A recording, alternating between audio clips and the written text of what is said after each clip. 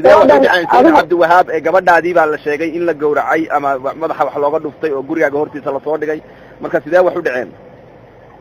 waxay u dhaceen gabadhan markay dhiig isadu ka baxday waxay aaday hilib baan u dirsaday hilibkii markay ii keentay baan gabadh kale waxay tiri hilib meeshii ma yaali haabay tiri waxaana hooyo usoo qaad markay usoo qaaday goorma markaasi ya waa adigu 2 saac bay adigu ku dhadhowdahay mana gaadhin xalay miya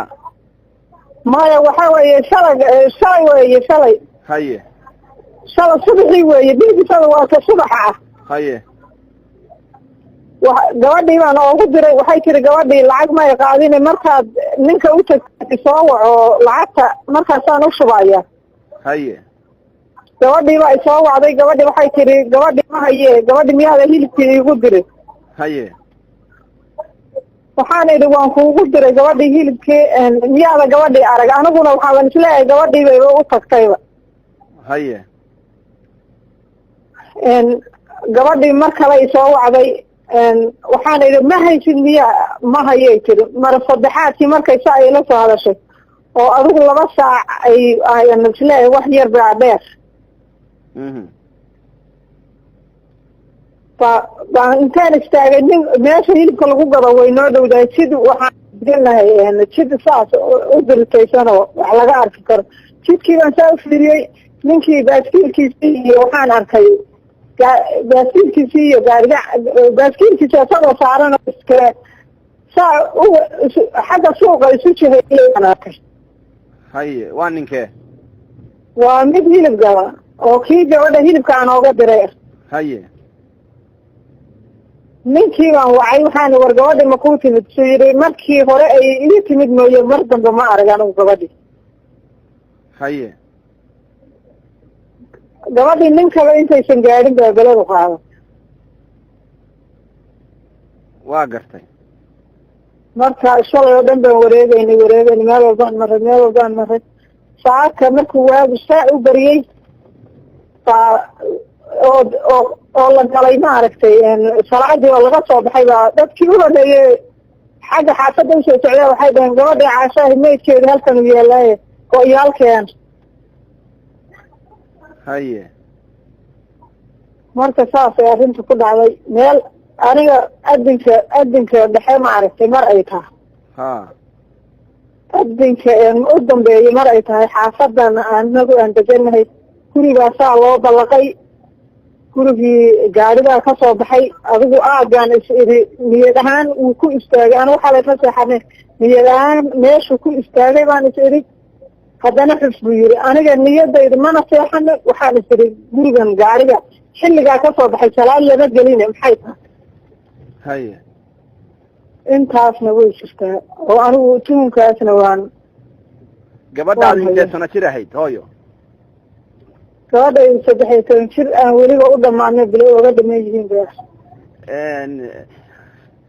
meesha iyo xaafadda ay wax ka dhaceenna waa halkee gaalkacyo ka xagee weeye gaalkacyo waxa weeye xerasiinay ahee la burburiyey baan xagga bariga ka nahay oo xagga jidka aeroboortka ka saaran oo xagga bariga gabadha maydkeeda haddaad aragteen sidee wax u qabtay oo xagee wax laga gaarsiiyey gabadha anigu horta marka saa loo soo dhigay maana fiirinin markii la geeyey ma fiirinin laakiin gabadha waxaa layihi madaxaa laga dilay ilkihii waa laga daadiyey meel walba oo qaarka sare ah eber bay ka ahayd mida kale way isu gooyeen oo gabadha dad badan baa isu dabamaray niman badan baa isu dabamarayo kufsina way ku sameeyeen waa gartay marka waxaan ku weydiinayaa hadda ka hor ma jirta cid iyo aad isleedahay waa colaad kala dhexaysa ma jirta maya anigu weligay xaafadan cid kalama diririn ayadu sidoo kale ahayd waa qadar rabi ma jirto wax aana oo dabagal oo xagga dagaalka iyo derisnimada ma jirto waayahay hooyo dawladda iyo haddaad la xiriirteen oo gabadhii maydkeedii hadda la helay marka maxaa dawladda war idin siisay wax baaritaana ma socdaan haa wiil baa wuxuu igu yidhi baaritaan baa socda wiil baa kula soo hadlaayo wiilkaa la hadal buu igu yidhi baaritaan waan wadnaayo saasuu igu yidhi wiilka laakiin anigu waxa warbixina kaama siin karo. carruur intee kuu joogtay? ya carruur adi intee kuu joogtay? carruur waxaa 7 hadda joogta. waayahay hadda gabadhii ma la aasay mise weli baaritaan bay ku jirtaa? gabadhii lama aasin baa la frinjiyeer baa la gelinayaa, in la geliyey in la gelinayo ma aqaana, frinjiyeer baa la gelinayaa baa layidhi. meesha subaxdii laga helay ma gurigaaga hortiisa mise waa xaafad kale? may waa guriga waxaa weeye jid baana dhex mara annagii xaafad kale, guriga nagu soo jeedo oon waxba noo jirin, guriga labaad ee ku dhegan iyo gurigaasna saa noogu soo jeeda dhexdooda oo kan kale xaggiisa xigaa laga helay oo saa loo soo dhigay. isagoo waxaa la yidhi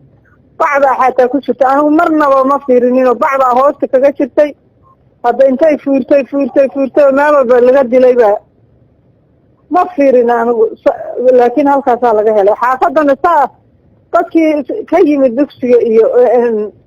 salaadaba iyo ciyaalkii dugsiga u socday baa caashaa maydaha taalla saadaan oogu dirnay. de dadkii waa la qaaday,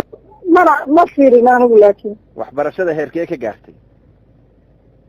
waxbarashada galaaska waxay maraysay 6 bay ahayd iskoolka, qur-aankana adigu 18 juz meelaha 19 bay ya huud bay maraysay huud. waayahay hooyo oo allah samir iyo iimaanha kaa siiyo gabadha. amiin.